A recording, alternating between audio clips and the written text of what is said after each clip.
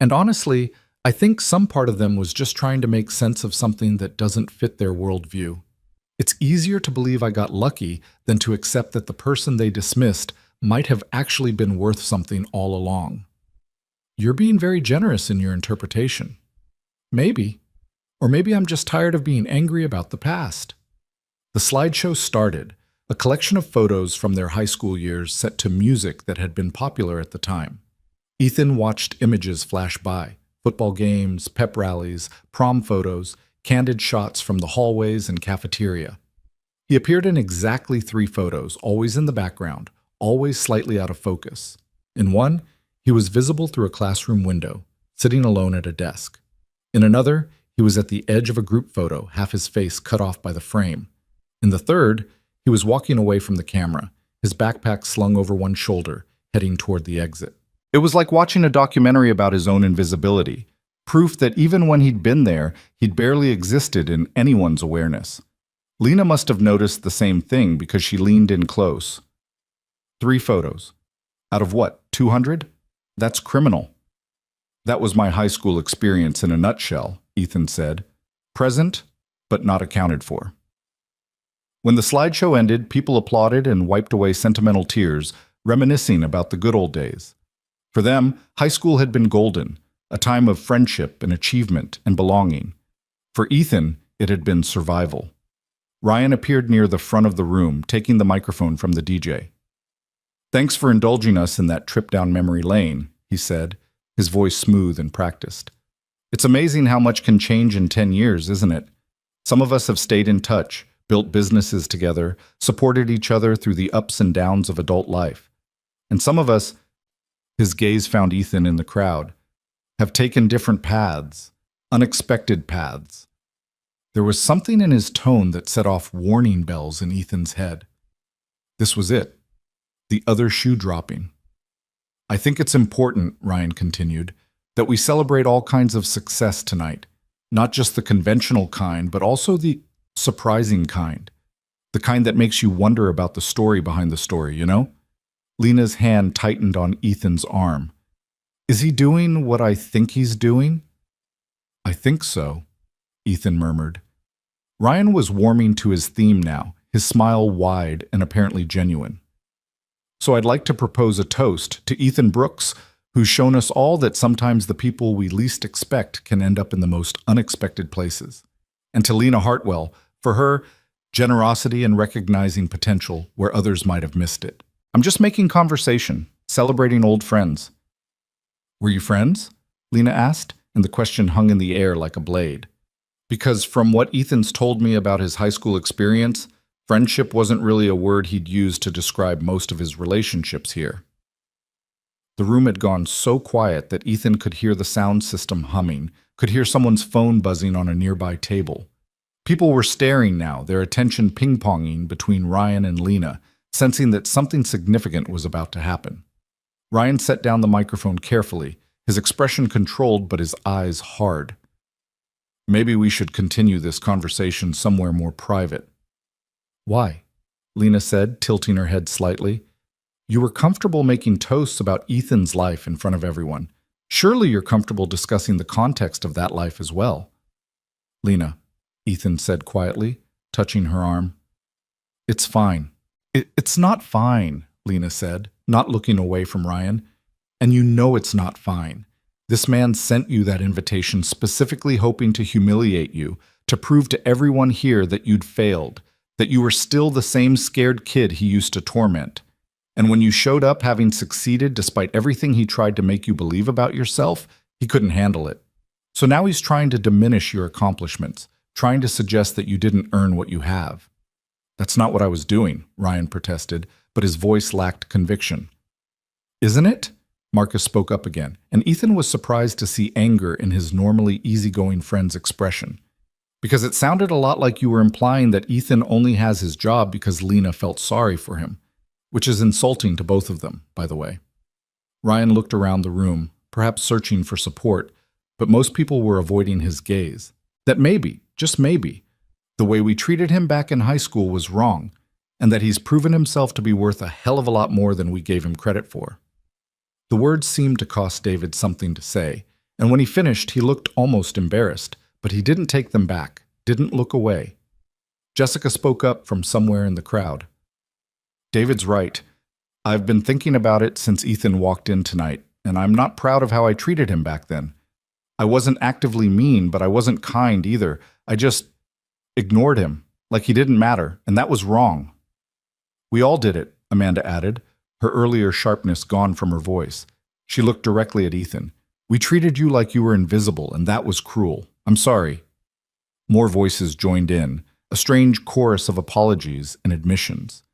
Not everyone participated. There were still people in the room who looked uncomfortable or defensive or simply confused about what was happening. But enough people spoke up that Ethan felt something shift inside him, some old wound beginning to acknowledge the possibility of healing. Ryan stood in the middle of it all, his careful persona completely abandoned now, his expression naked with something that looked like desperation. This is ridiculous. We were kids, teenagers. Everyone does stupid things in high school. We can't all flagellate ourselves over ancient history just because Ethan showed up with a billionaire on his arm. This isn't about me being here, Lena said coldly. This is about you being unable to handle the fact that your victim survived and thrived, that the person you tried to break turned out to be stronger than you ever gave him credit for. Victim? Ryan laughed, but it was a harsh sound. Come on, I gave him a hard time, sure, but victim is a strong word. I never hit him, never did anything that serious. You didn't have to hit him, Marcus said quietly. You just had to make him feel worthless every single day for 4 years. You just had to make sure everyone knew that acknowledging him, being kind to him, would mark them as losers too. You created a system where the safest thing anyone could do was ignore him completely. That's not nothing, Ryan. That's cruelty with plausible deniability. Ethan had been silent through all of this, letting others speak, but now he found his own voice. You wrote Loser Lane on my locker in permanent marker, senior year. I spent hours trying to scrub it off before the janitor finally painted over it. Do you remember that? Ryan's face had gone pale. That was a stupid joke. You tripped me in the cafeteria on purpose, made me spill my lunch all over myself in front of everyone. Sophomore year. Do you remember that? Ethan, you told everyone I smelled bad, that I wore the same clothes every day because my family was too poor to afford new ones. Which was true, by the way. We were struggling. My mom was working 3 jobs after my dad died, and we were barely keeping the lights on. And you turned that into a punchline. Do you remember that? Ryan didn't answer, his jaw clenched tight. You stole my gym clothes and threw them in the trash, Ethan continued, his voice steady but heavy with memory. You started a rumor that I was failing out, that I was too stupid to handle the coursework, when the truth was I was working nights and weekends and barely had time to sleep, let alone study. You made my life hell, Ryan, not in one big dramatic way, but in 1,000 small ways that added up to me hating who I was, hating coming to school, hating existing in the same space as you. The room had gone completely still. Even the DJ had stopped moving, standing frozen at his equipment. And the worst part, Ethan said, and now his voice did crack slightly, the worst part is that I believed you. I believed that I was worthless, that I deserved to be treated that way, that there was something fundamentally wrong with me that made me unworthy of basic human kindness.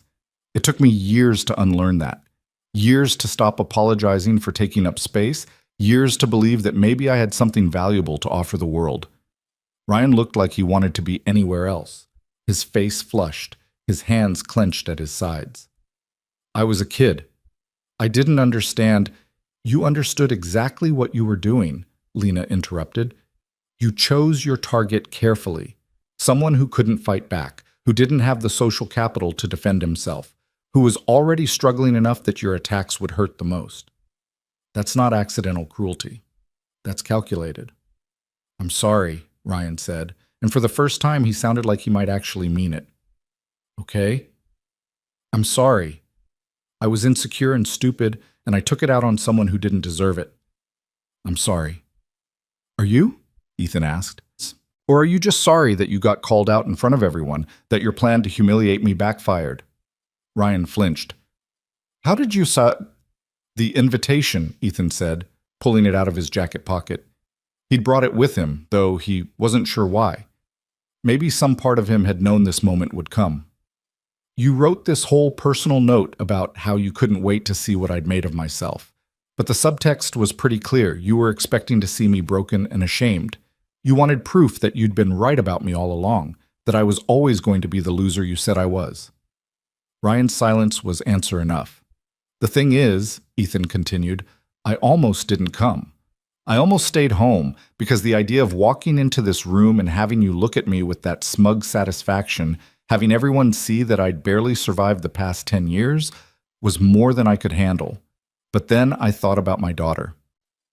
He paused, surprised at how steady his voice was, how clear his thoughts felt despite the emotional weight of the moment. Maya is 7 years old and she's the kindest person I know. She sees people who are hurting and she helps them. She stands up for kids at school who are being left out.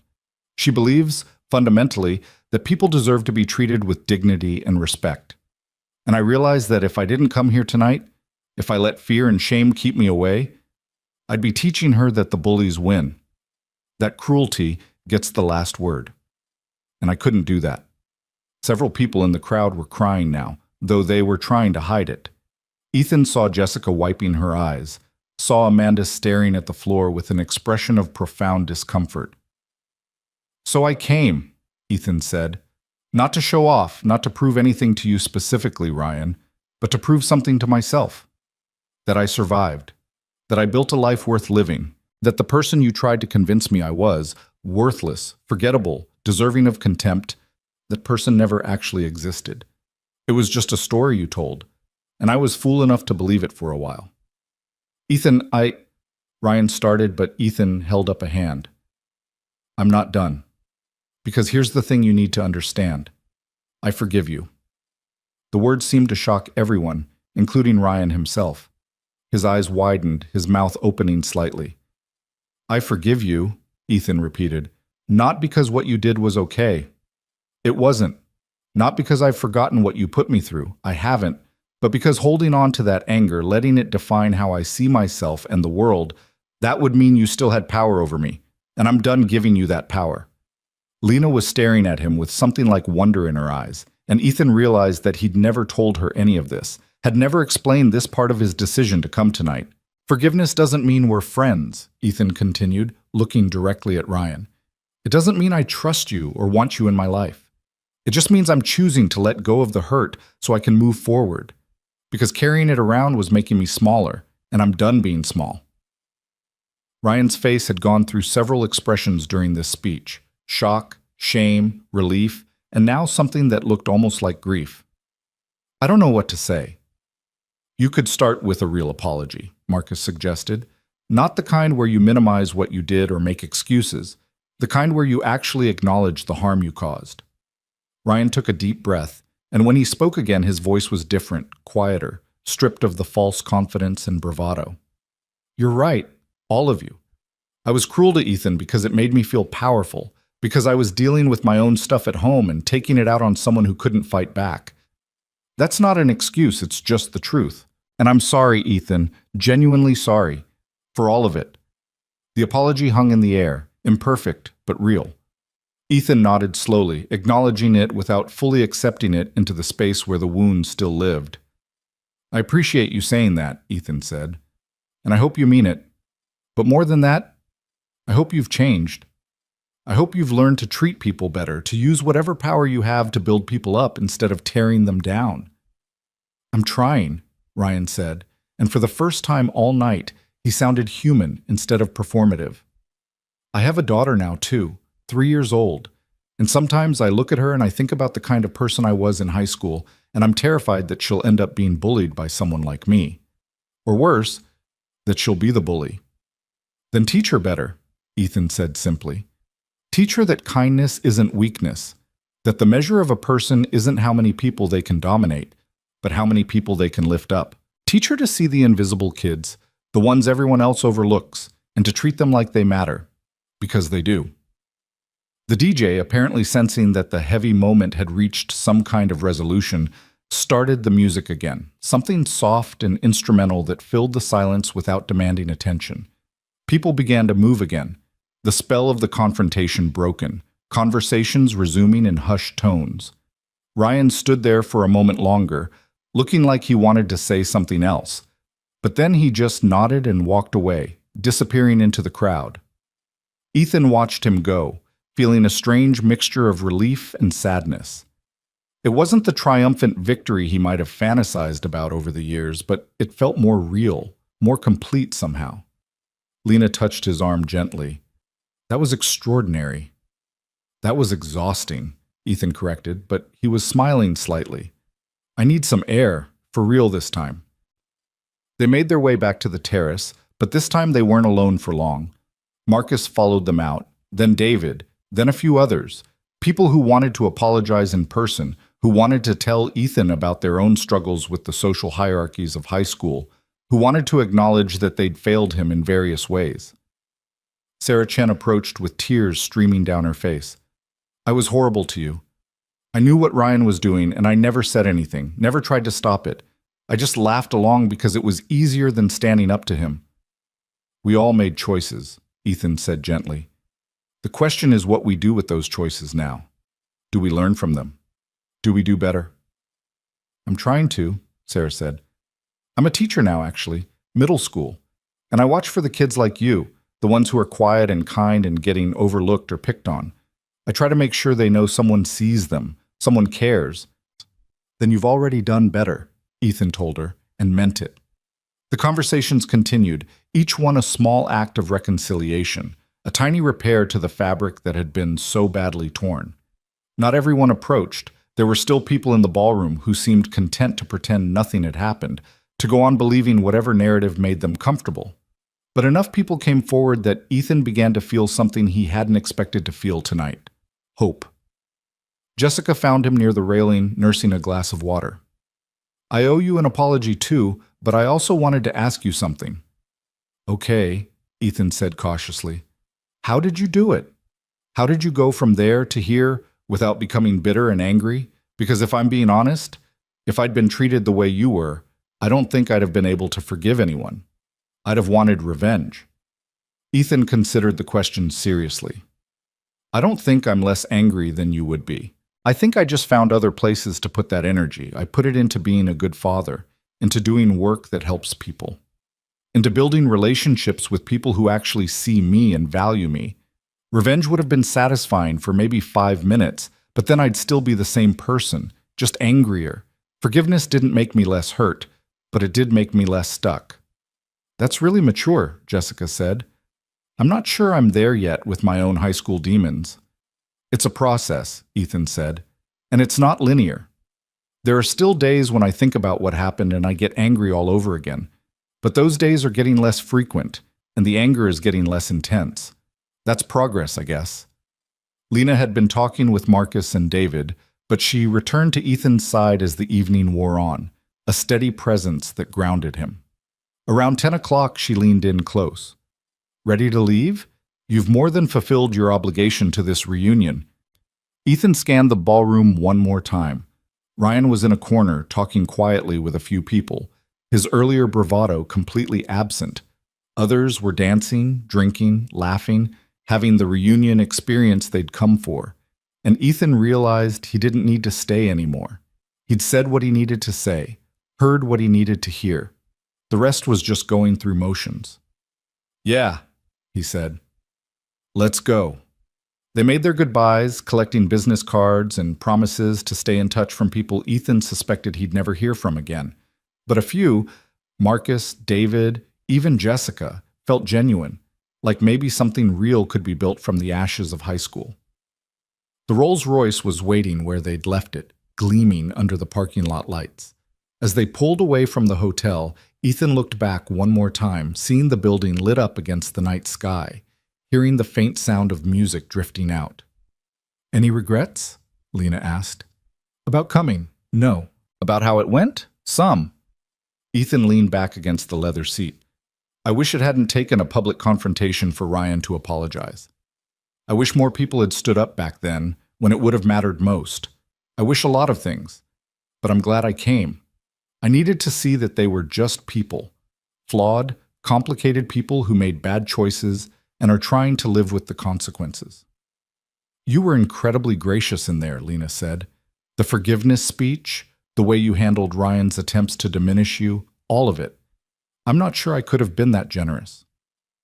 I wasn't being generous, Ethan said. I was being strategic. Anger would have given Ryan exactly what he wanted, proof that he still had power over me, that I was still the same hurt kid he remembered. Forgiveness took that power away. It let me be the person I actually am instead of the person he tried to make me. Still, Lena said, it was brave, and I'm proud to know you. They drove in comfortable silence for a while, the city lights blurring past the windows. Ethan thought about Maya, asleep at home, oblivious to the drama of the evening. He thought about the work waiting for him on Monday, the projects and meetings and responsibilities that made up his actual life. And he thought about how strange it was that this one night, this reunion he'd been dreading for weeks, had somehow become less important than he'd feared it would be. The people from his high school weren't the arbiters of his worth. They never had been, really, but he'd given them that power by caring so much about their opinions. Tonight had been about taking that power back, about reminding himself that their version of his story wasn't the truth. Thank you, Ethan said suddenly, for coming with me tonight, for standing up for me in there, for everything. Lena smiled. That's what friends do, Ethan. We show up for each other. Besides, I gotta see you at your best tonight. Strong, principled, forgiving, but not weak. It reminded me why I hired you in the first place, and why making you a partner was the smartest business decision I've ever made. Even smarter than the Henderson acquisition? Way smarter. Henderson was just money. You're the real thing, someone who makes everything around them better just by being there. That's rare, Ethan. Don't ever forget that. The car pulled up to Ethan's apartment complex, and he sat there for a moment, not quite ready for the evening to end. Want to come up? Meet Maya? My mom's probably still awake, and she'd love to meet the famous Lena Hartwell. I'd like that, Lena said. Though I should warn you, I'm terrible with kids. I never know what to say to them. Just be yourself. Maya has excellent judgment about people. She'll like you. And she did. Maya woke up when Ethan came in, insisted on coming out to meet his friend despite his mother's protests that it was past bedtime. She took one look at Lena and announced that she liked her dress, and could she have one just like it when she grew up? Absolutely, Lena said seriously. In fact, I'll make sure to send you one for your birthday. What's your favorite color? Purple. Or maybe blue. Or both. Purple and blue it is. Ethan's mother made tea, and they sat in the small living room while Maya chattered about school and her friends and the fort she'd built that afternoon. And watching Lena engage with his daughter, seeing them laugh together over some silly joke, Ethan felt something settle in his chest, a sense of rightness, of pieces falling into place. This was his life. Not the high school reunion, not the confrontation with Ryan, not the public vindication. This. His daughter, his mother, his friend who'd become family. The small apartment that was home. The work that gave him purpose. The quiet, ordinary moments that added up to something meaningful. After Lena left, after Maya had been tucked back into bed and his mother had gone to sleep in the guest room, Ethan sat alone in the kitchen, the reunion invitation still in his pocket. He pulled it out, read Ryan's handwritten note one more time, and then did something he'd been wanting to do for weeks. He threw it away. The invitation landed in the trash with a soft thud, and Ethan felt something release in his chest. Not all at once, but like a knot slowly loosening after years of being pulled tight. He stood there for a moment, staring at the white plastic bin, half expecting to feel regret or second thoughts. Instead, he felt lighter. Monday morning arrived with the usual chaos of getting Maya ready for school. She was in one of her chatty moods, talking nonstop about a science project on butterflies, while simultaneously refusing to eat her cereal and insisting she needed to wear her purple dress, even though it was in the laundry. Maya, sweetheart, you need to eat something, Ethan said, checking his watch. They were already running 10 minutes behind schedule. But I'm not hungry, and butterflies don't eat cereal. They drink nectar from flowers, so maybe I should have flowers for breakfast. That's very logical, but humans need different food than butterflies. Ethan set a granola bar in front of her. Compromise? This has honey in it, which comes from flowers. Maya considered this seriously, then picked up the granola bar. Okay, but can I tell Miss Peterson that I had flour breakfast? You can tell Miss Peterson whatever you want, as long as you're in the car in 5 minutes.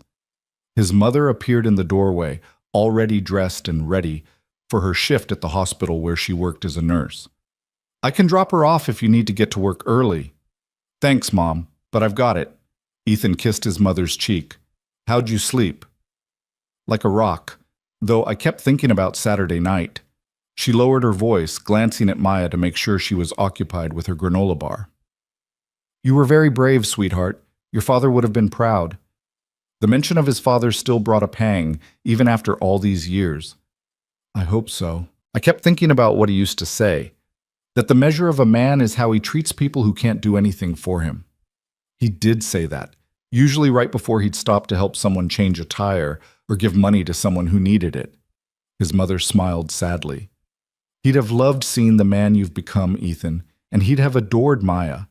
Maya looked up at the sound of her name. Grandma, are you talking about Grandpa again? The one in the pictures? I am, baby girl. Daddy says he was kind to everyone, even people who weren't kind back. That's true, Ethan's mother said. He believed that kindness was its own reward. Maya wrinkled her nose. What does that mean? It means you don't have to get anything back to make being kind worth it, Ethan explained, grabbing his briefcase and Maya's backpack. You're kind because it's the right thing to do, not because you expect a prize. Oh, like when I shared my crayons with Tommy, even though he never shares with me? Exactly like that. The drive to Maya's school was filled with more butterfly facts and a passionate argument about whether caterpillars got scared when they turned into butterflies. Ethan listened with half his attention, the other half already thinking about the week ahead at Hartwell Industries. There was a board meeting on Wednesday, a presentation he needed to finalize, and a new project proposal he wanted to discuss with Lena. But as he pulled up to the school drop-off line, Maya turned to him with sudden seriousness. Daddy, did you have fun at your party on Saturday? It was interesting. Not exactly fun, but important. Did the people who weren't nice to you say sorry? Ethan was constantly amazed by how much his daughter picked up on, even when he thought he was being subtle. Some of them did, yes. And did you forgive them? I did. Maya nodded, satisfied. That's good. Miss Peterson says forgiveness is like cleaning your room. You do it so you have space for better things. Ethan laughed, pulling her into a hug. Miss Peterson is a very wise woman. Have a good day at school, okay? I'll pick you up at 3. Okay. I love you, Daddy. I love you too, butterfly girl. He watched her skip into the building, her backpack nearly as big as she was, and felt that familiar mixture of pride and terror that came with being a parent. Every day he sent her out into a world that could be cruel, hoped that he was teaching her enough resilience and kindness to navigate it, prayed that she'd never experience the kind of systematic dismissal he'd endured. The offices of Hartwell Industries occupied the top 3 floors of a modern glass building downtown. Ethan had been nervous the first time he'd entered this space 3 years ago, convinced that everyone would see through him immediately, would recognize him as an imposter who didn't belong. Now he nodded at the security guard, exchanged pleasantries with the receptionist, and rode the elevator up with the easy comfort of someone who knew exactly where he fit.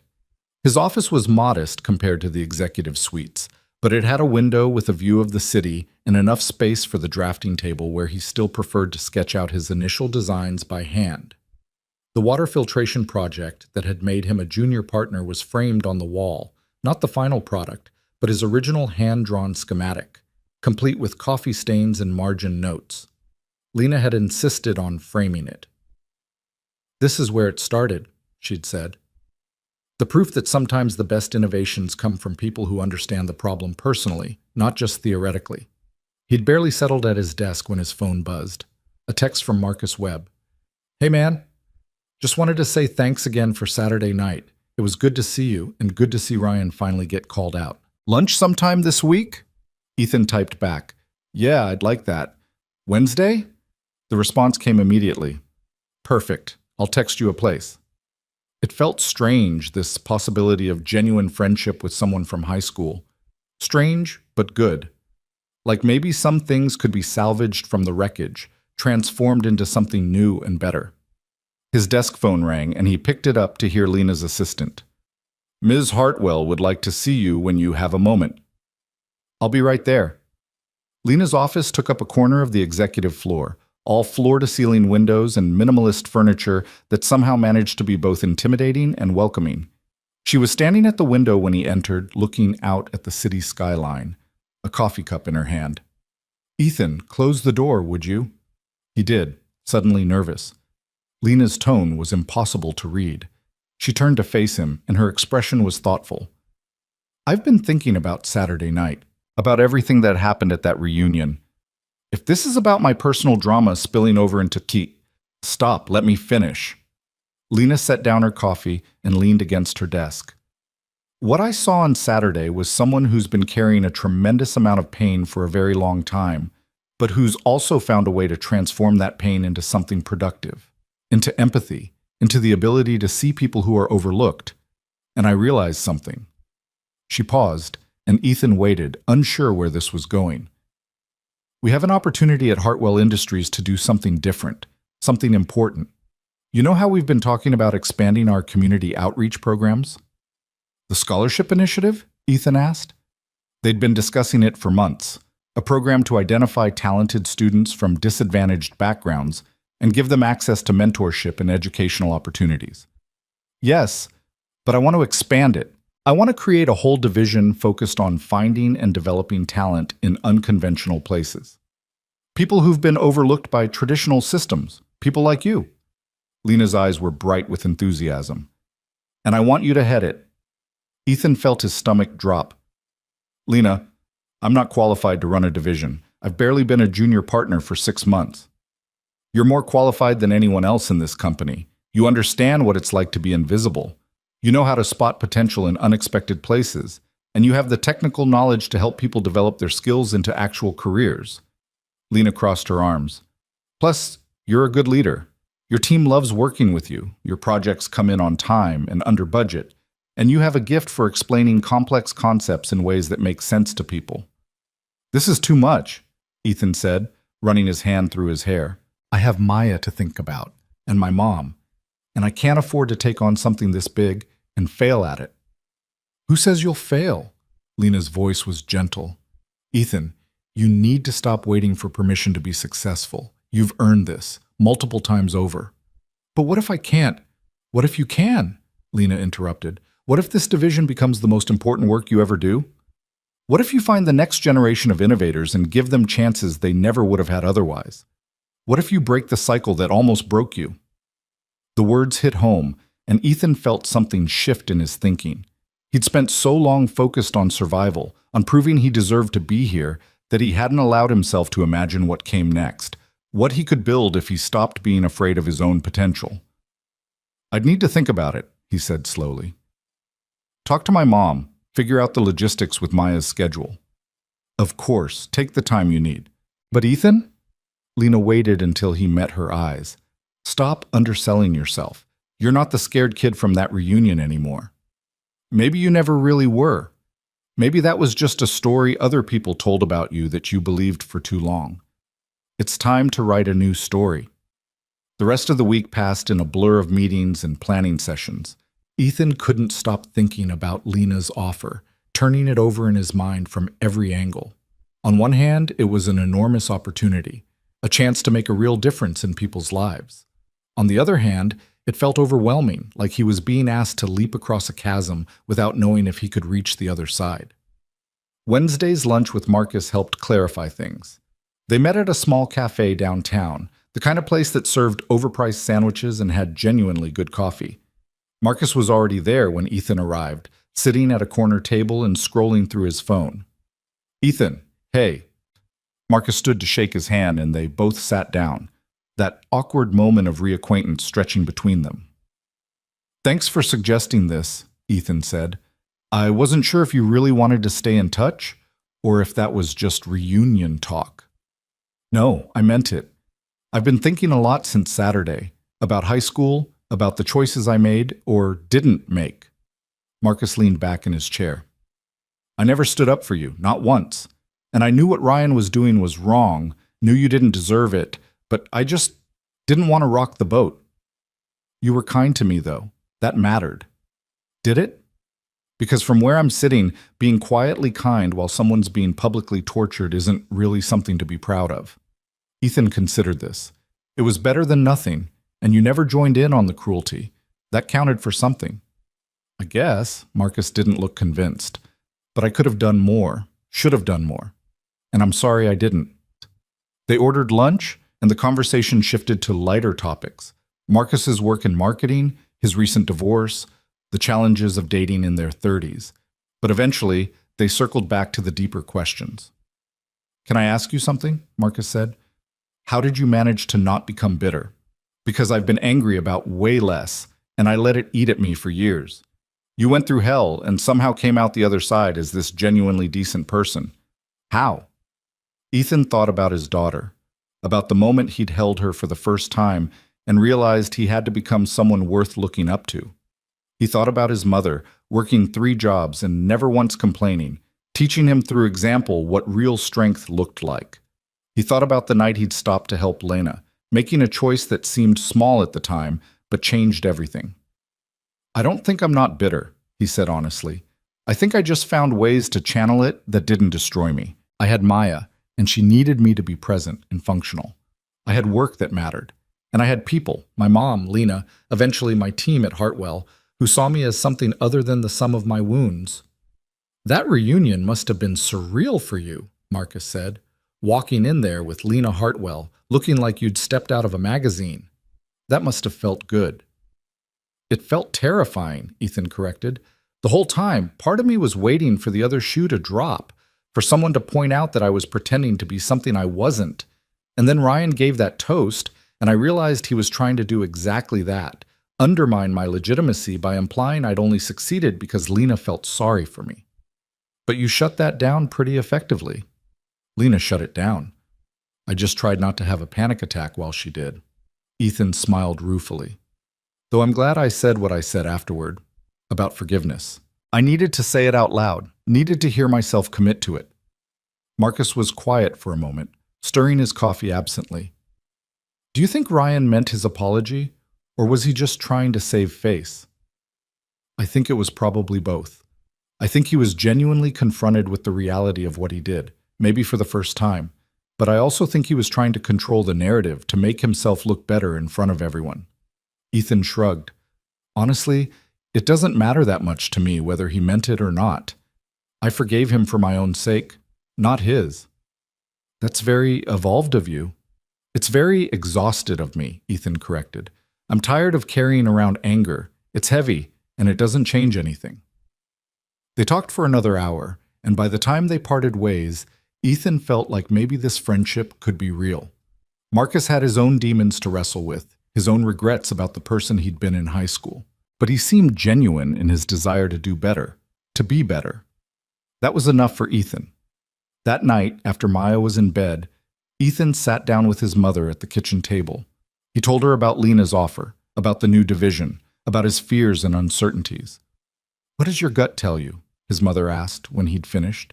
That I want to do it, that it could be important work, but also that I'm scared I'll fail, that I'll let people down, that I'm not ready for this level of responsibility.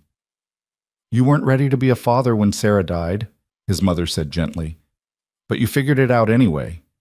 You weren't ready to work at Hartwell Industries when Lena first hired you, but you learned and grew and became invaluable to the company. Why would this be any different? Because the stakes are higher. If I mess this up, it's not just me who suffers. It's all the people this program is supposed to help. And if you succeed, you change lives. You give people opportunities they never would have had. You break cycles of poverty and invisibility and neglect. His mother reached across the table to take his hand. Ethan, you've been preparing for this your whole life. Every struggle you went through, every time you were overlooked or dismissed, every moment you had to fight just to be seen, all of that taught you something, and now you have a chance to use those lessons to help others. What if I'm not enough? Then you'll build a team of people who complement your weaknesses. You'll ask for help when you need it. You'll learn as you go, just like you've been doing all along. She squeezed his hand. But I think you are enough, sweetheart. I think you've always been enough. You just needed to believe it yourself. Ethan felt his eyes burning, felt the weight of her faith in him settling like a mantle across his shoulders. What about Maya? This is going to mean longer hours, more responsibility. Maya has a father who loves her and shows up for her every single day. A few extra hours at the office won't change that. And honestly, I think it'll be good for her to see you taking on challenges, building something important. You're teaching her that it's okay to be scared and do the hard thing anyway. When did you get so wise? I've always been this wise. You just weren't always ready to listen. His mother smiled. So are you going to take the job? Yeah, Ethan said, and saying it out loud made it real. Yeah, I think I am. The next morning, he walked into Lena's office and accepted the position. She grinned, pulling him into a quick hug that was unprofessional and perfect. You won't regret this, she said. I already regret it a little, Ethan admitted, but I'm doing it anyway. That's the spirit. Now, let's start building something that matters. The following weeks were a whirlwind of planning and preparation. Ethan worked with HR to develop criteria for the program, with finance to secure funding, with marketing to create outreach materials. He interviewed potential team members, reaching out to people who understood the populations they were trying to serve because they'd lived those experiences themselves. One of his first hires was a woman named Patricia Gomez, who'd grown up in foster care and put herself through community college while working 3 jobs. She had a master's degree in social work now and 15 years of experience connecting vulnerable populations with resources. When Ethan explained the vision for the division, her eyes had filled with tears. This is what I've been waiting for, she said. A program that actually gets it, that understands these kids need more than just money. They need someone to believe in them. Can you start Monday? Ethan asked. His second hire was James Chen, a software engineer who'd been homeless for 2 years after aging out of foster care. He'd taught himself to code at public libraries and had eventually landed a job at a startup. But he'd never forgotten what it felt like to be invisible, to have potential that no one could see. I want to build the technology infrastructure for this, James said during his interview. A system that tracks not just academic metrics, but the whole person, their circumstances, their support systems, their barriers to success. Something that helps us identify kids who are falling through the cracks before it's too late. You're hired, Ethan said. Slowly, carefully, he built a team of people who understood the mission, not just intellectually, but viscerally. People who'd been overlooked, dismissed, told they weren't good enough or smart enough or worthy enough. People who'd survived anyway and wanted to make sure the next generation didn't have to fight as hard. Meanwhile, life continued its normal rhythms. Maya lost her first tooth and was convinced the tooth fairy was actually Ethan in disguise. Because your handwriting looks the same, Daddy. Ethan's mother finally agreed to cut back her hours at the hospital and spend more time pursuing her painting, a hobby she'd abandoned decades ago when money got tight. And Ethan found himself settling into his new role with a sense of purpose he hadn't known he was missing. 6 weeks after the reunion, he got an unexpected email. The subject line read, "Thank you," and the sender was Ryan Cole. Ethan stared at it for a long moment before opening it. The message was short, and as far as he could tell, genuine. Ethan, I know you probably don't want to hear from me, and I understand if you delete this without reading it, but I wanted you to know that our conversation at the reunion has been on my mind every day since. I started seeing a therapist, actually, to work through some of the issues that made me act the way I did in high school. And I've been making a real effort with my daughter, teaching her the things you talked about. Seeing the invisible kids, being kind even when it's not convenient, standing up for people who can't stand up for themselves. I'm not asking for forgiveness or friendship. I just wanted you to know that what you said mattered, and it's changing how I show up in the world. I hope you're doing well. Ryan. Ethan read it twice, then sat back in his chair, unsure how he felt. Part of him was skeptical. Ryan had been manipulative before, could easily be manipulative now. But another part of him wanted to believe in the possibility of change, wanted to think that their confrontation had actually meant something. In the end, he wrote back a simple response. I'm glad you're doing the work, Ryan. That takes real courage. I wish you and your daughter all the best. He didn't offer to meet up or stay in touch, didn't try to build a bridge that neither of them really needed. But he also didn't close the door completely. Sometimes, he was learning, the most generous thing you could do was leave space for people to grow into better versions of themselves, even if you weren't going to be there to witness it. That weekend, Ethan took Maya to the park. It was one of those perfect autumn days, the kind where the air was crisp but the sun was warm, and the leaves were just starting to turn brilliant shades of red and gold. Maya ran ahead to the playground and Ethan settled onto a bench to watch her, his phone in his pocket for once instead of in his hand.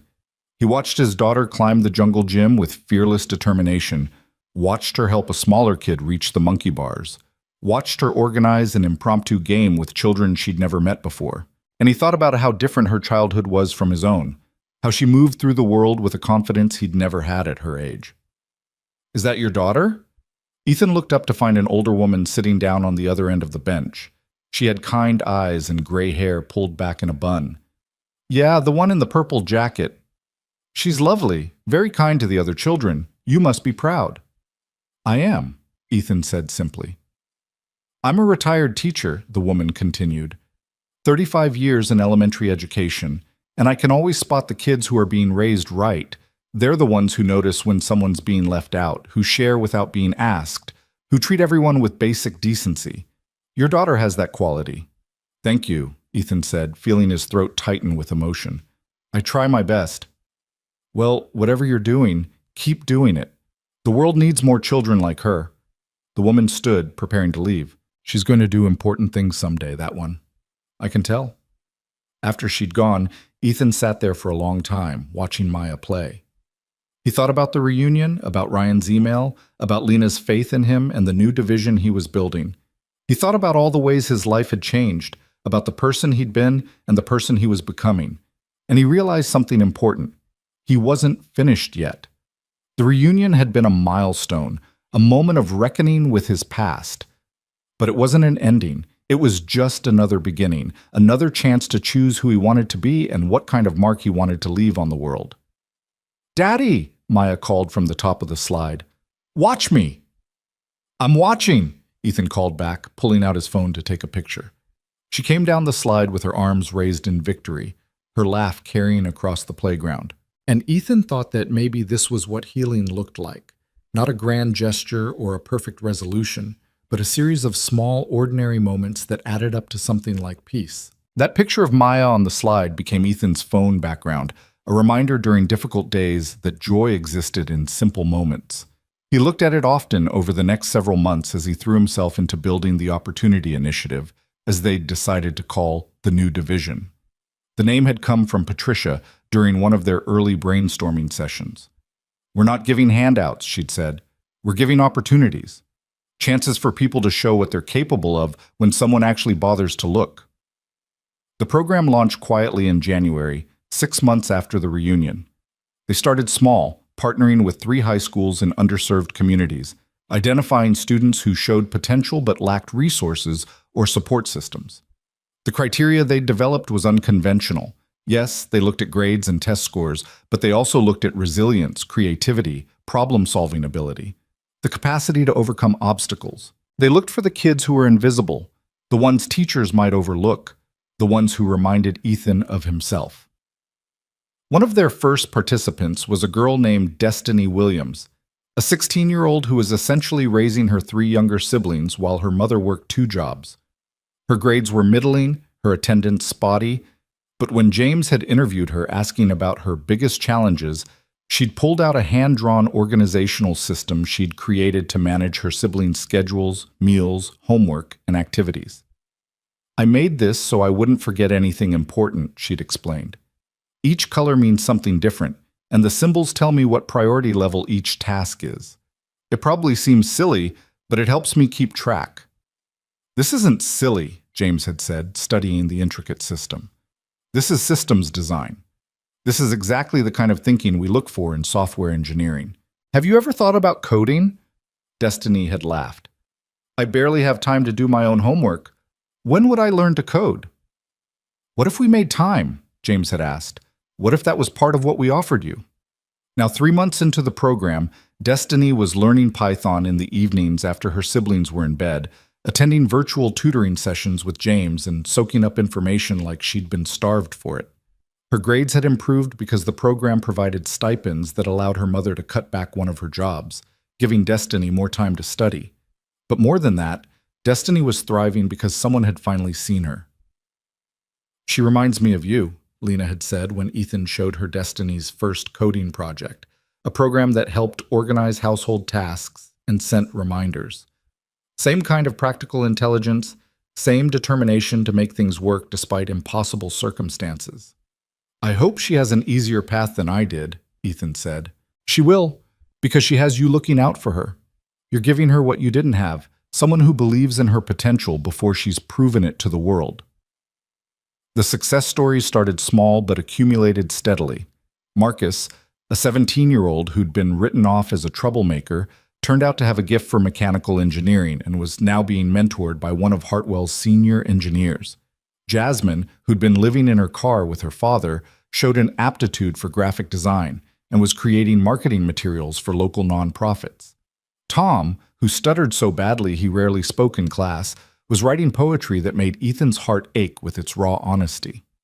6 months into the initiative, Ethan was invited to speak at an education conference about the program's approach. He'd tried to decline, still uncomfortable with public speaking, but Lena had insisted. "Your story matters, Ethan, and more than that, your perspective matters.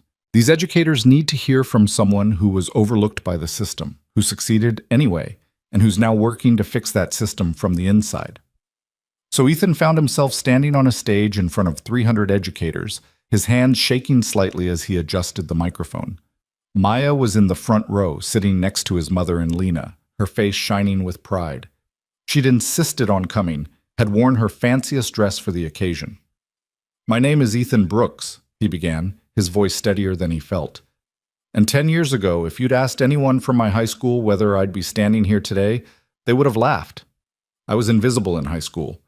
Not because I was trying to be, but because that's what happens when you're poor, struggling, and don't fit into any of the categories that make you worth noticing." He told them about his high school experience, about the bullying and the isolation, about working 2 jobs after graduation and barely surviving. He told them about the night he stopped to help Lena, about how one moment of choosing kindness over convenience had changed the trajectory of his entire life. And then he told them about the reunion. "I walked into that hotel ballroom terrified," he said. "Terrified that everyone would see through me, would realize I was still that scared kid underneath the expensive suit. But something interesting happened instead.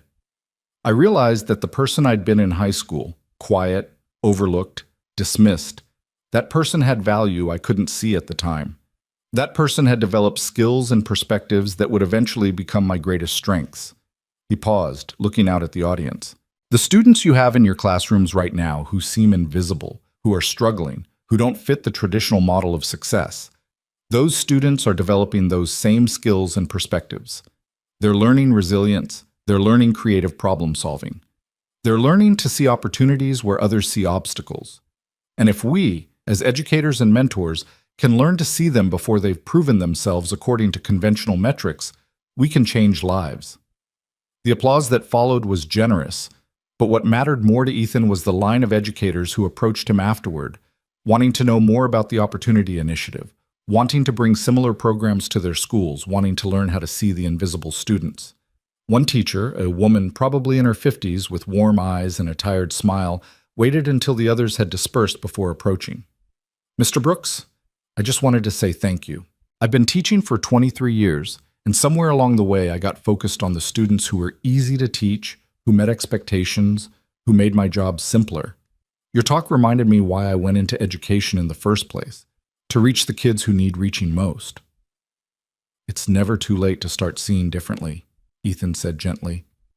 "I hope not, because I've probably overlooked dozens of students like you over the years, and I'd like to think I can do better going forward.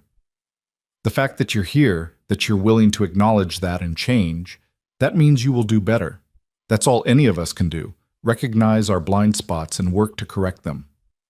On the drive home, Maya chattered excitedly about the speech, about how proud she was, about how she'd told all her friends her daddy was going to be famous. Ethan's mother just squeezed his shoulder from the back seat, her eyes bright with tears she was too proud to shed. That night, after Maya was asleep, Ethan's phone rang. He didn't recognize the number and almost didn't answer, but something made him pick up. "Ethan? It's Marcus. Marcus Webb." "Hey, Marcus. What's up?" "I hope it's okay that I'm calling. I got your number from the reunion contact list." Marcus paused. "I saw a video of your speech today. Someone from the conference posted it online, and it's been making the rounds. I just wanted to tell you it was incredible. Really incredible." "Thanks. It was terrifying, but I'm glad I did it. I've been thinking about what you said, about invisible students developing skills that will become their strengths, and I realized I want to help." Marcus's voice was earnest. "I work in marketing, and I'm good at it. What if I volunteered some time to help the Opportunity Initiative with outreach and branding? Pro bono. I want to be part of what you're building." Ethan felt something warm expand in his chest. "I'd like that. We could definitely use the help." "Great. And Ethan, I know I said this before, but I need to say it again. I'm sorry I didn't stand up for you when we were kids. I'm sorry I took the easy path. But I'm grateful you're giving me a chance to do better now." "We all get chances to do better," Ethan said. "The question is whether we take them."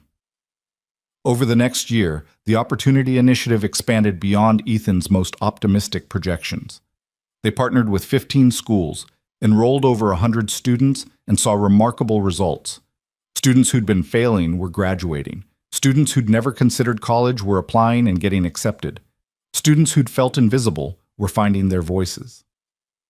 One afternoon in late November, Ethan was working in his office when Patricia knocked on his door. "Got a minute? There's someone here who wants to meet you." He looked up to find Destiny standing in the doorway, taller than he remembered, her expression a mixture of nervousness and excitement. "Hi, Mr. Brooks," she said. "I hope it's okay that I came by. I wanted to tell you in person." "Of course. What's going on?" Destiny took a deep breath. "I got accepted to MIT full scholarship. They love the app I developed, the one for household management, and they want me to work with their computer science department to scale it up, make it available to other families like mine." Ethan stood up, moving around his desk. "Destiny, that's incredible. I'm so proud of you. I wouldn't have even applied if you all hadn't pushed me. I didn't think I was MIT material, but James kept saying I was thinking too small, that I needed to dream bigger." Tears were streaming down her face now. "You gave me a chance when no one else was looking. You saw something in me I couldn't see in myself. And now I get to go to one of the best schools in the country and actually help people with my work. I don't even have words for what that means." "You did this," Ethan said firmly. "We just opened a door. You're the one who walked through it and did the work." "But you opened the door. That matters. That changes everything." Destiny wiped her eyes. "I'm going to do this for other people someday. I'm going to build programs and create opportunities and make sure kids like me don't have to fight so hard just to be seen. I promise." After Destiny left, Ethan sat at his desk for a long time, staring at nothing, feeling the weight and lightness of what they'd built. This was what he'd survived for. This was what all those years of struggle and invisibility had been preparing him for. The ability to see others the way he'd needed to be seen, to open doors that had been closed to him. His phone buzzed with a text from Lena. "Heard about Destiny's acceptance. This is what we're building, Ethan. Lives changed. Futures transformed. You should be proud." He texted back, "We should be proud. None of this happens without you believing in me first." We believed in each other. That's how it's supposed to work. That weekend was Maya's 8th birthday. She'd requested a small party at the apartment with just her closest friends, and Ethan had spent the morning decorating and baking a cake that looked slightly lopsided but tasted good. His mother had arrived early to help, and Lena had shown up with a gift that was almost certainly too expensive but made Maya squeal with delight. As Ethan watched his daughter laugh with her friends, watched her open presents with genuine gratitude, watched her make sure every child got cake before she took her own slice, he felt a profound sense of completion. Maya was growing up kind, empathetic, aware of others in a way he'd had to learn through pain. She was his legacy, yes, but she was also her own person, already making choices about the kind of human she wanted to be. "She's wonderful," Lena said, appearing at his elbow with a cup of punch. You've done an amazing job with her. I've tried. Some days I still feel like I'm making it up as I go. Welcome to parenthood. I'm told that feeling never goes away. Lena smiled. Though I have to say, watching you with Maya has made me think about whether I want kids of my own someday. You make it look possible, even as a single parent juggling everything else. It's the hardest thing I've ever done, Ethan admitted, but also the most important. Everything else I accomplish means more because I get to share it with her. Later, after the party had wound down and the last guest had left, Maya climbed into Ethan's lap on the couch, sticky with frosting and exhausted from excitement. Daddy, this was the best birthday ever. I'm glad, baby girl. You deserve the best. Can I tell you something? Always. Maya settled more comfortably against his chest. At school, there's this boy named Alex. He doesn't have a lot of friends, and some of the kids are mean to him because he's different. He likes different things and talks different and stuff. Ethan felt his heart rate pick up, recognizing the pattern. Okay, what about him? I've been sitting with him at lunch, and I asked him to the birthday party, but his mom said he couldn't come because they had other plans. But I wanted you to know I invited him. Maya looked up at Ethan. Is that okay? Some of my friends said it was weird that I'm nice to him. Ethan hugged her tighter. That's more than okay. That's exactly right. Being kind to someone who needs a friend is one of the most important things you can do.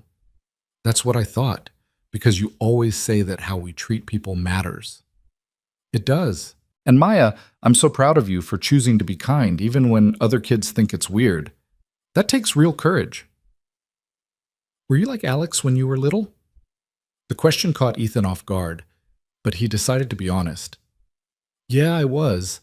I didn't have a lot of friends in school, and some people were mean to me. It was hard. But you're okay now, right? You have friends and important work, and me. I'm more than okay. I'm happy. And you know what helped me get here? People like you.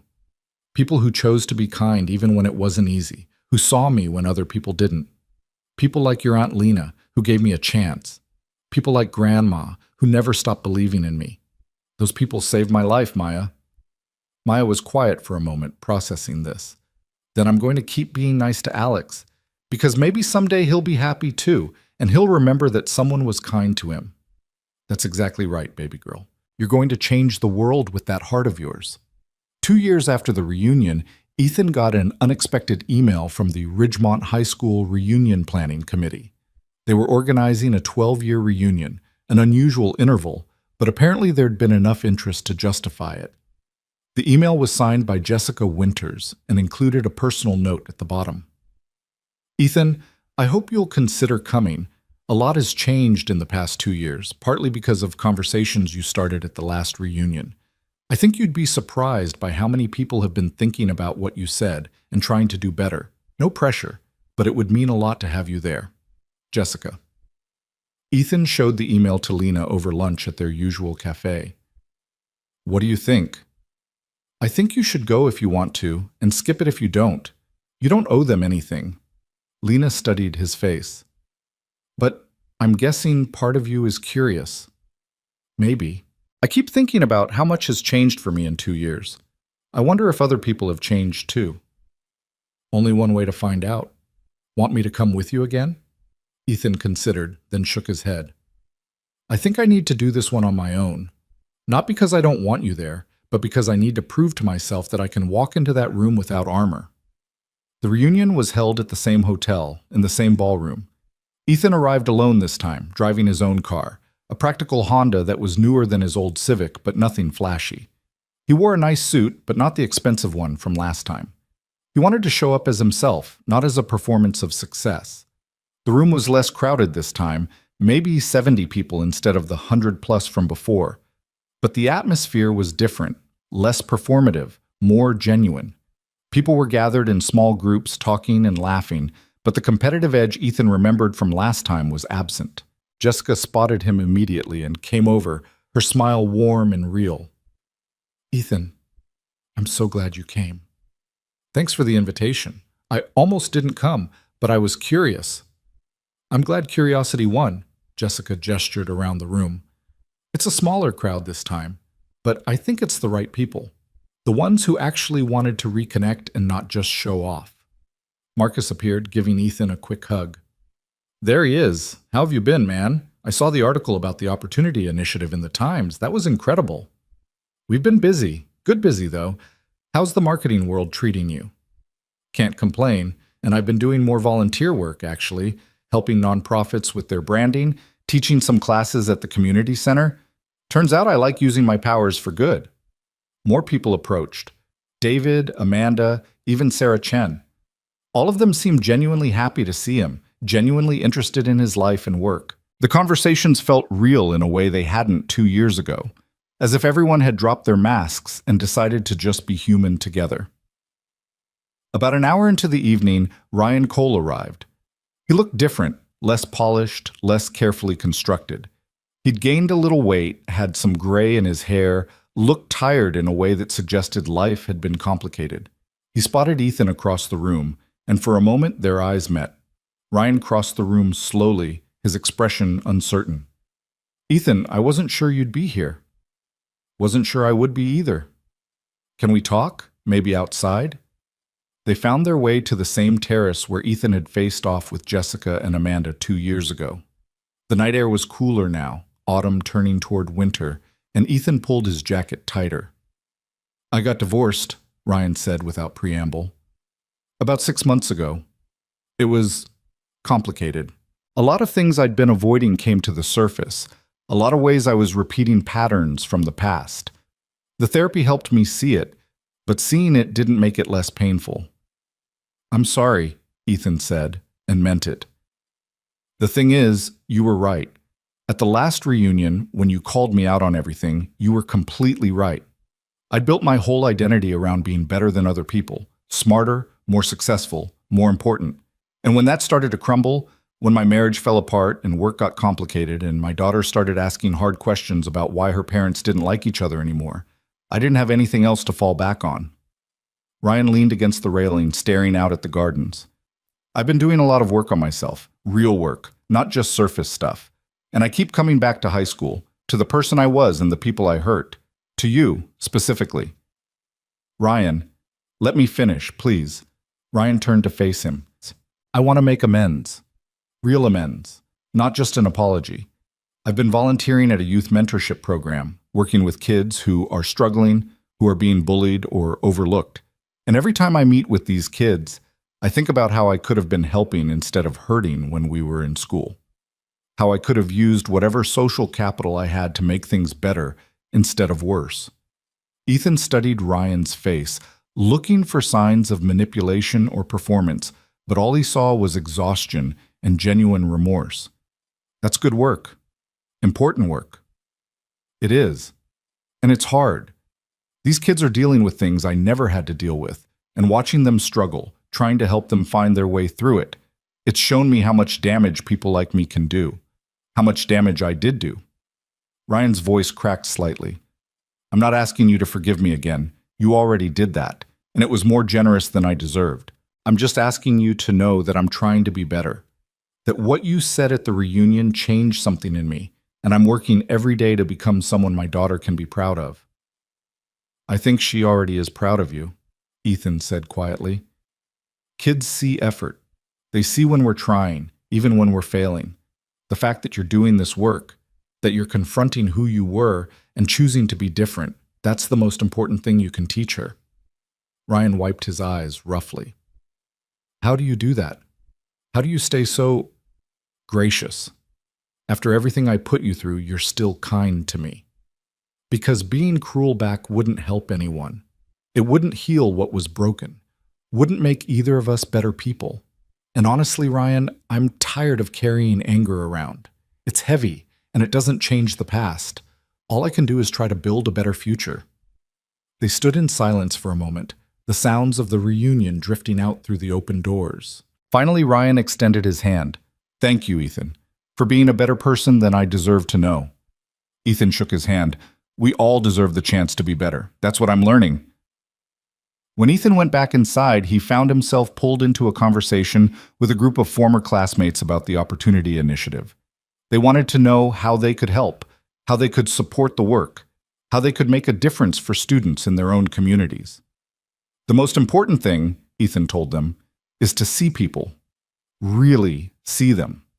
Not who you think they should be, not who they might become if they fit your expectations, but who they are right now, in this moment, with all their struggles and potential and complexity.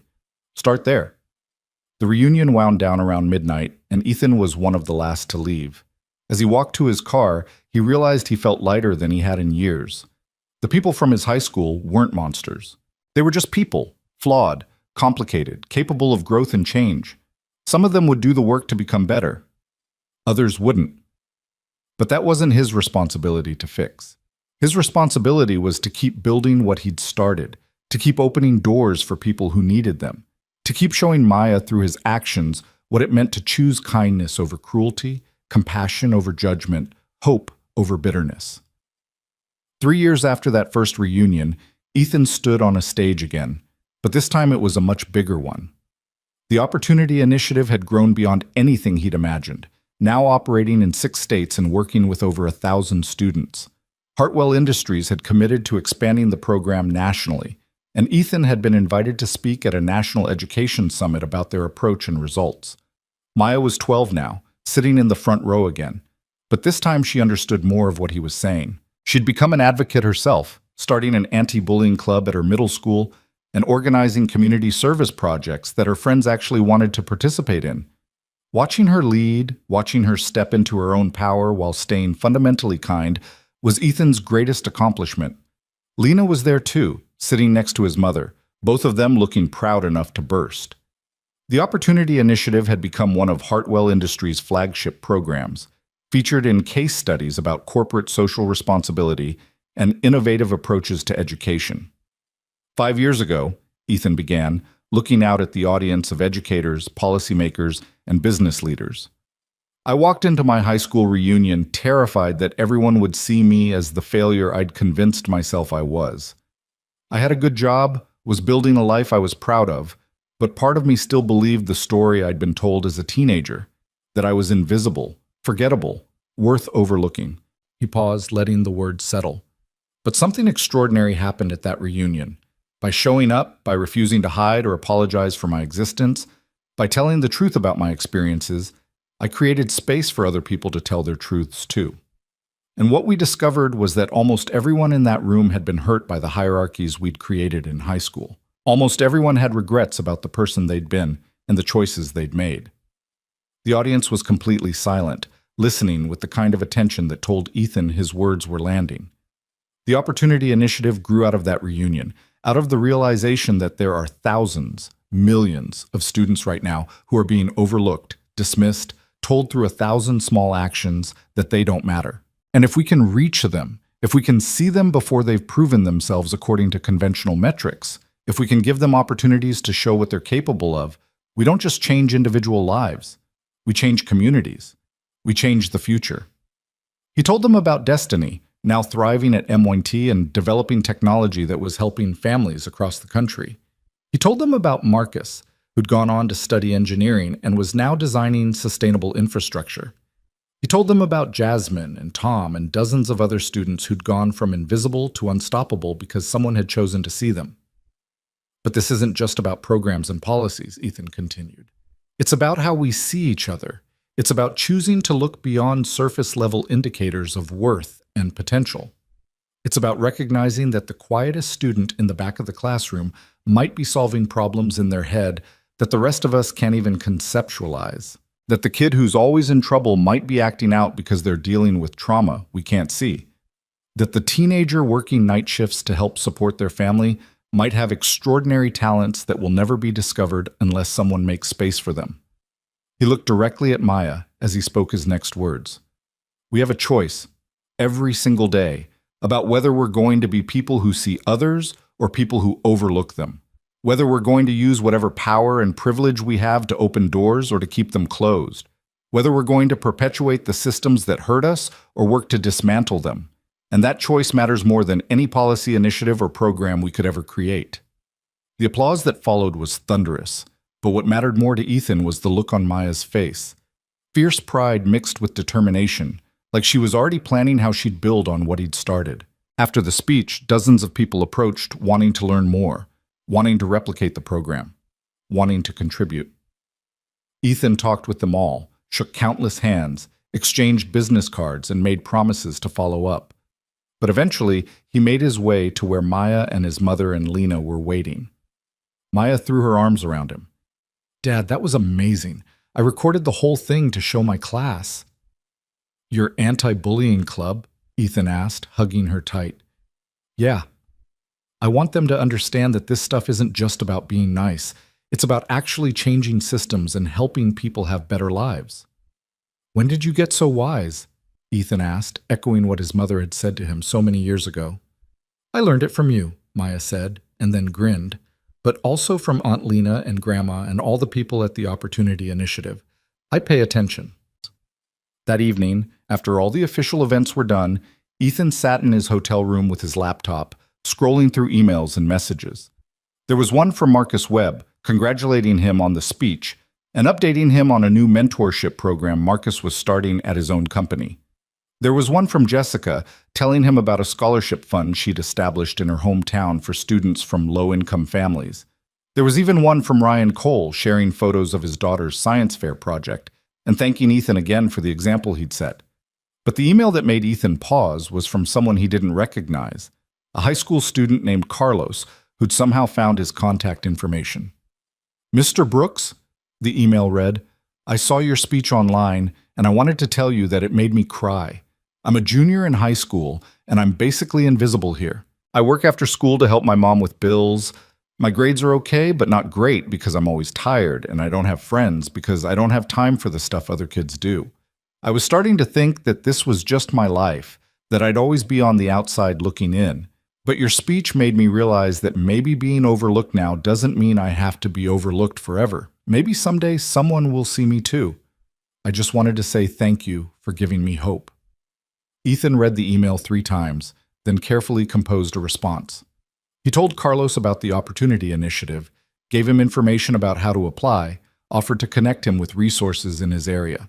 But more than that, he told Carlos the truth that had taken him decades to learn. "You're not invisible, Carlos. You're just surrounded by people who haven't learned how to see yet. But the skills you're developing right now, resilience, responsibility, the ability to manage competing demands and still show up, those skills are going to serve you for the rest of your life. Don't let anyone convince you that struggle means you're failing. Sometimes the people who struggle the most are the ones who become the strongest.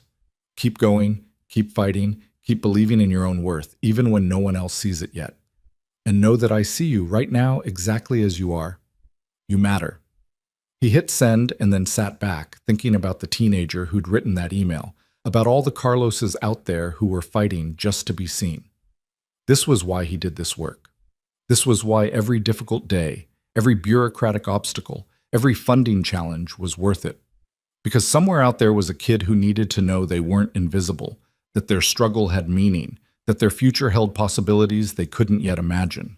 5 years later, Ethan stood in a different venue, a high school auditorium in a low-income neighborhood, watching Maya give her own speech. She was 17 now, preparing for college, already accepted to multiple schools with full scholarships. But today, she wasn't talking about her own accomplishments. She was talking about the anti-bullying initiatives she'd helped implement, about the peer support programs that had reduced harassment rates in her school by 40%, about the importance of seeing and supporting students who were struggling.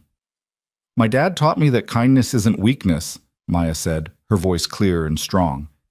"He taught me that the people who seem invisible often have the most to offer if we just bother to look. He taught me that our struggles don't define us, but how we respond to them does. And most importantly, he taught me that we all have power, power to help or power to hurt, power to include or power to exclude, and that how we use that power reveals who we really are." She caught Ethan's eye in the audience and smiled. "Some of you know my dad's story, how he was bullied in high school, how he struggled for years, how he almost believed the people who said he was worthless. But he didn't let that story end him.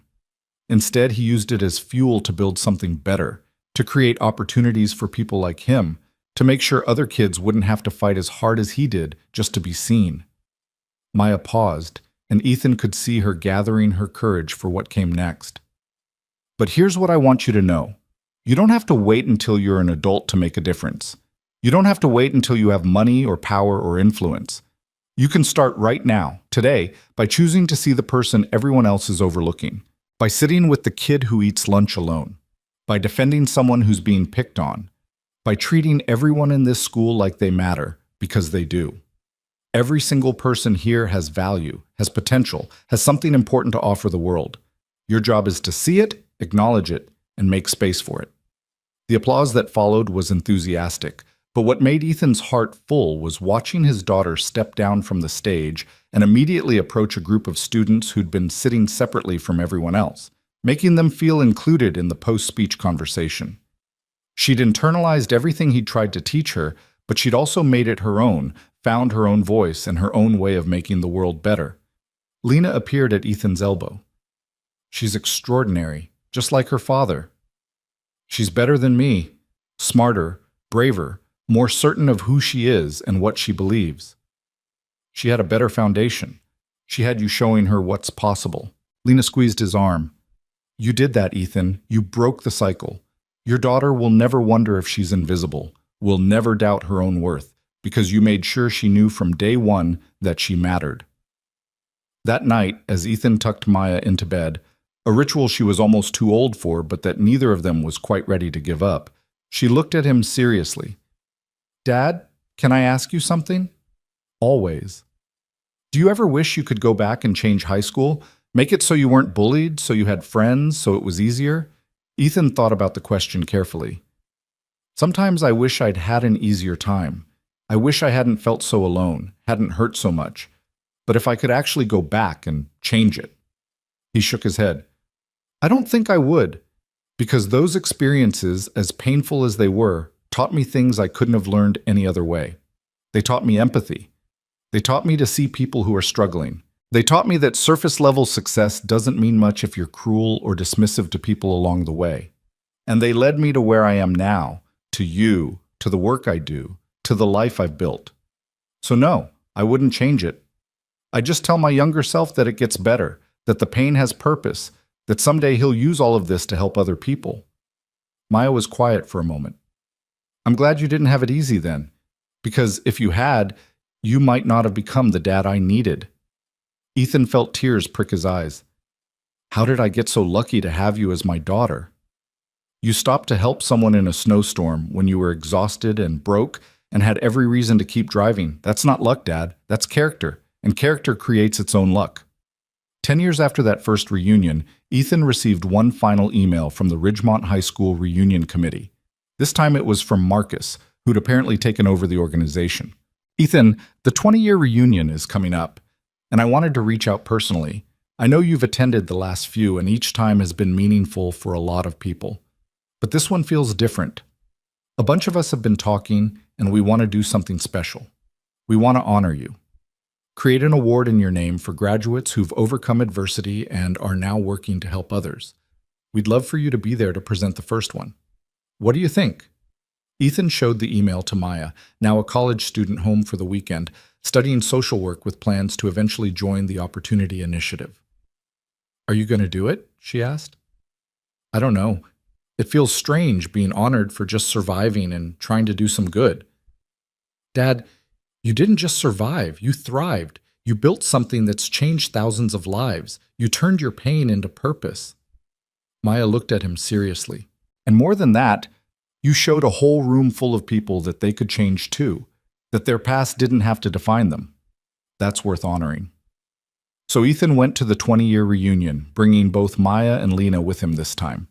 The ballroom looked the same, but the people in it had transformed. Not everyone. Some people never changed, never grew beyond who they'd been at 18. But enough people had done the work, had confronted their own behaviors, had become kinder and more conscious, that the atmosphere was completely different. Ryan Cole was there with his daughter, who was Maya's age and just as passionate about social justice. He'd remarried, seemed genuinely happy, and was running his own mentorship program for at-risk youth. When he saw Ethan, he crossed the room immediately. Ethan, thank you for coming, and thank you for everything you've built. My daughter volunteers with one of your partner programs. And watching her work with these kids, seeing her treat them with the respect and dignity I failed to show you, that's my redemption. So thank you for showing me a different way. The award ceremony was simple but moving. Marcus gave a speech about Ethan's journey, about how he'd transformed personal pain into systemic change. And then Ethan presented the first Ethan Brooks Memorial Award, though he'd protested the name, insisting it wasn't memorial since he wasn't dead yet, to a young graduate named James who'd survived homelessness, put himself through community college, and was now working to create affordable housing solutions.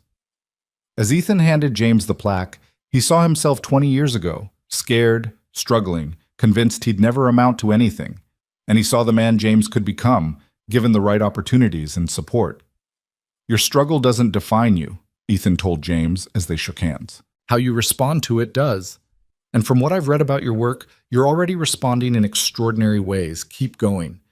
The world needs what you're building.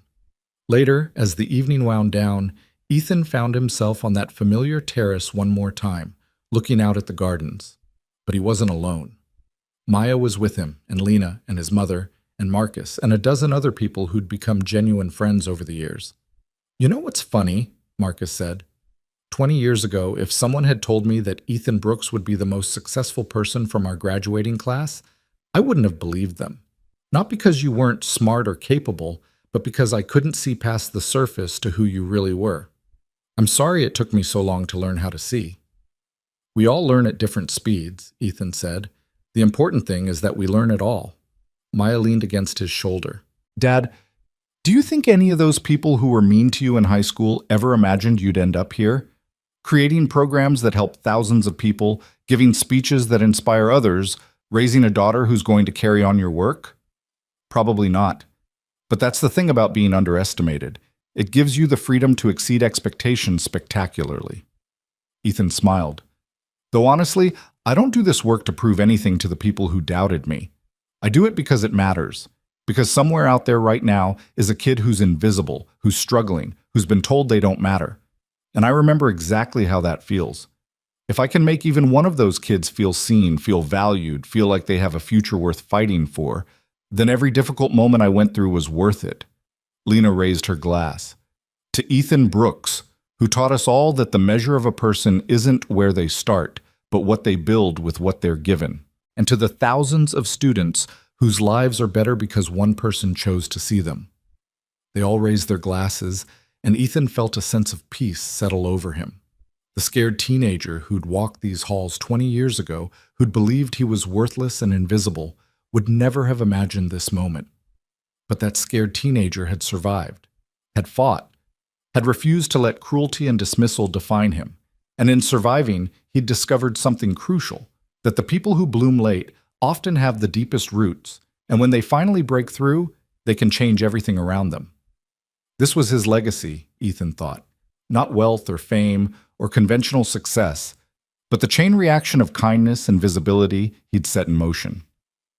Every student the Opportunity Initiative helped would go on to help others. Every person who learned to see the invisible would teach that skill to their children. Every cycle of cruelty broken meant one less person growing up feeling the way he had. And standing there surrounded by people who'd become family, watching his daughter shine with purpose and promise, Ethan realized that he'd gotten exactly what he'd needed all along.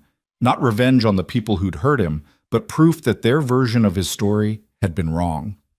He wasn't a loser or a nobody or someone destined to fail. He was a father, a friend, a builder of futures, a person who mattered. He was Ethan Brooks, and he was finally, completely, undeniably visible.